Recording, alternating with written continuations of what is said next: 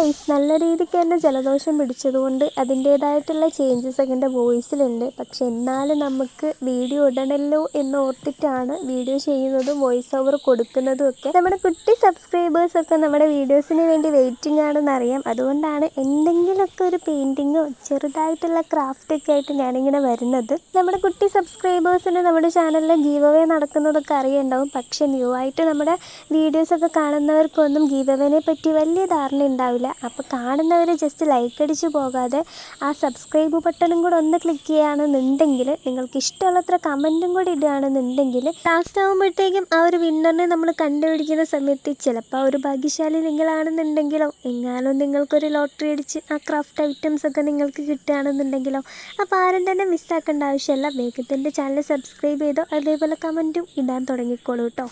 പിന്നെ കാര്യമായിട്ട് തന്നെ ജലദോഷം പിടിച്ചതുകൊണ്ട് തന്നെ ഞാൻ സംസാരിക്കുന്നത് വളരെ സ്ലോ ആണ്. പിന്നെ അത്ര ആക്റ്റീവ് അല്ലാത്ത പോലെയാണ് കേട്ടോ. കാരണം ജലദോഷം വന്നു കഴിഞ്ഞിട്ടുണ്ടെങ്കിൽ ഒന്നിനും ഒരു ആക്റ്റീവ് അല്ലാത്ത പോലെയാണ്.